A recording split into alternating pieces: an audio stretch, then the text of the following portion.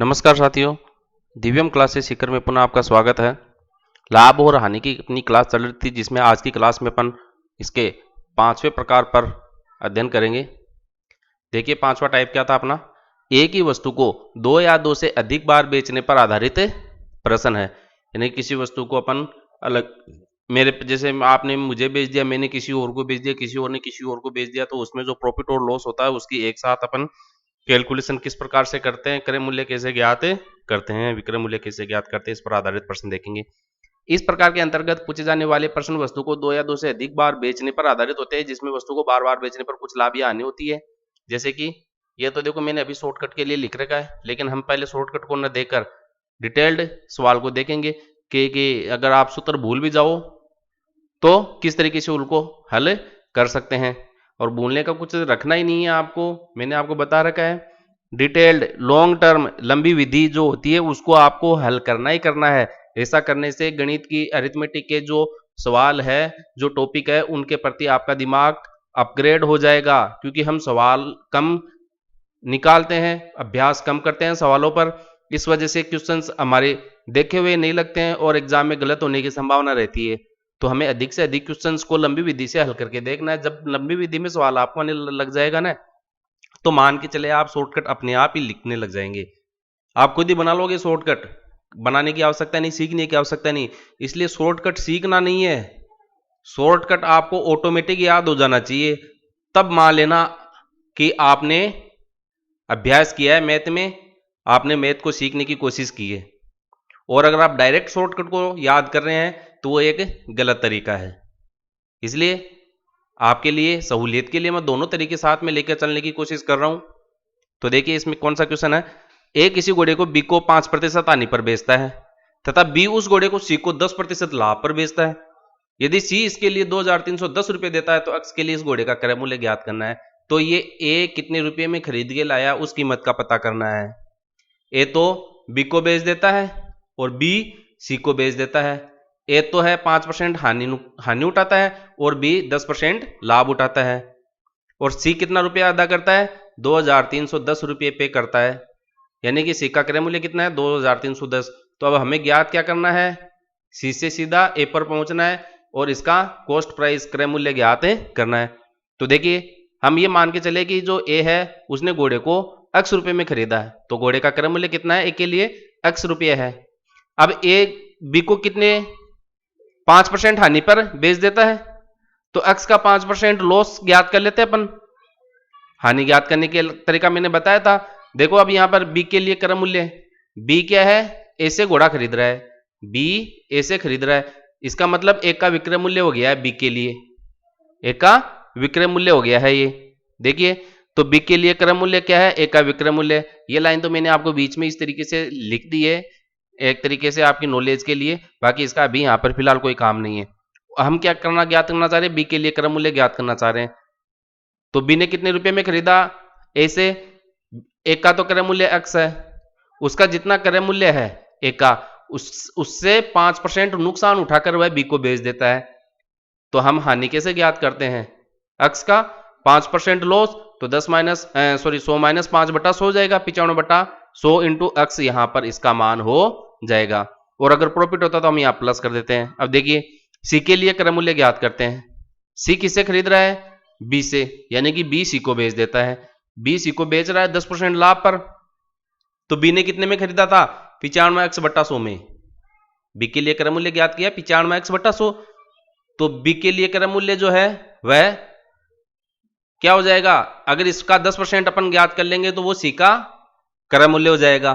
तो 95x/100 का 10% हम ज्ञात करते हैं, तो 100 + 10/100 गया, यानी कि 110/100 गुणा 95x/100, ये सी के लिए क्रय मूल्य आ गया।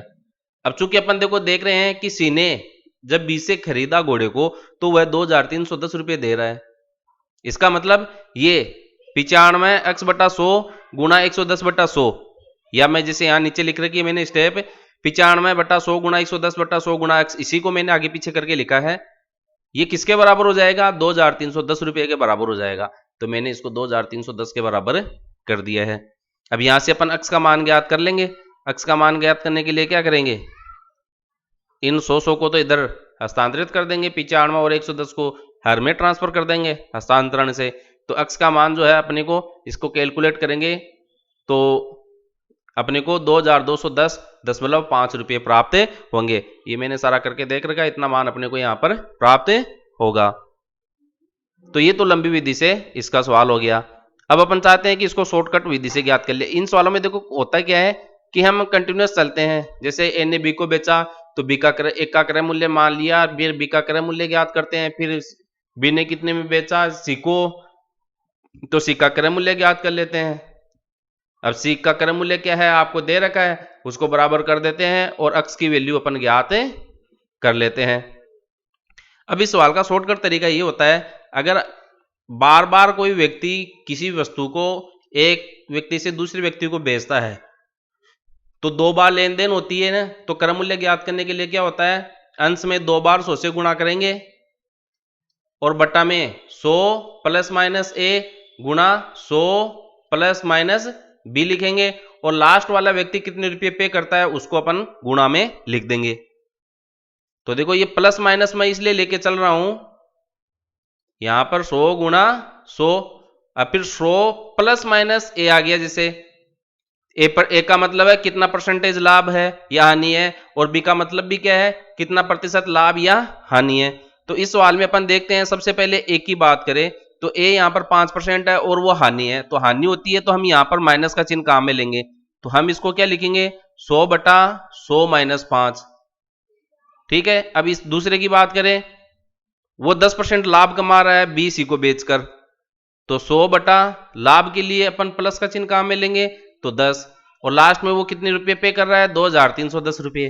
तो ये देखो क्या बन गया अपना 100 बटा 95 गुणा 100 बटा 110 गुणा 2310, ये हमारा क्रय मूल्य का डायरेक्ट फॉर्मूला हो जाता है। तो देखो इसको लास्ट में अपन देखते हैं यहां पर हमें क्या मिला था, जब हमने x का मान ज्ञात किया यहां पर देखो तो 100 बटा 95, ये देखो 100 बटा 95 मिल गया, 100 बटा 110 ये 100 रहा और ये 110 रहा, गुणा 2310। तो होता क्या है ये डायरेक्ट स्टेप लिखी है और कुछ भी नहीं है। शॉर्टकट क्या है, डायरेक्ट स्टेप लिखी है, बीच की स्टेप इसने खाली पूरी, और इस डायरेक्ट जो फॉर्मूला लास्ट में अपने को मिल रहा था उसको यहां पर लिखना बता दिया है।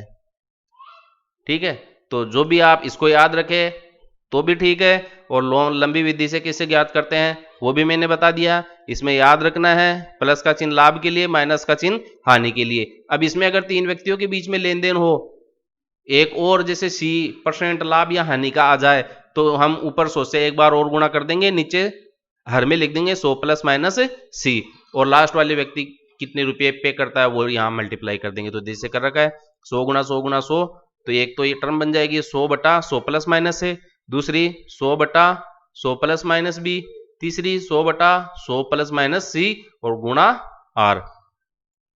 तो ये 3 व्यक्तियों के बीच में लेन देन होती है, तब अपन कैलकुलेशन कर लेते हैं। अब ये एक सवाल मैं आप लोगों के लिए देता हूं जस्ट फॉर यू, इसको आपको लंबी विधि से भी हल करना है और जो शॉर्टकट दिया है उससे भी हल करना है। प्रयास अभ्यास आपको हर मेथड से करना है, जितना आप पहले से अगर जानते हैं तो वेल एंड गुड, नहीं जानते हैं तो जो दोनों तरीके मैं बता रहा हूं दोनों तरीकों से आपको सवाल को हल करना ही करना है। गणित हमें सीखनी है ताकि दोबारा जब हम किसी भी भर्ती परीक्षा के लिए तैयारी करें या भविष्य में किसी को सिखाए तो हम उनको सिखा भी सके। और कोशिश आप ऐसा करें कि इस रीट की एग्जाम के बाद में आपको कभी दोबारा पढ़ने की आवश्यकता नहीं पड़े, आप नौकरी लगे और अपनी मंजिल को पाले। तो अभ्यास कीजिएगा। अगली क्लास में हम छठे टॉपिक पर, इसके आगे का एक टॉपिक और है उस पर चर्चा करेंगे, एक अन्य प्रकार का क्वेश्चन और इसमें पूछा जाता है। बने रहिए, सीखते रहिए, अभ्यास करते रहिए। धन्यवाद।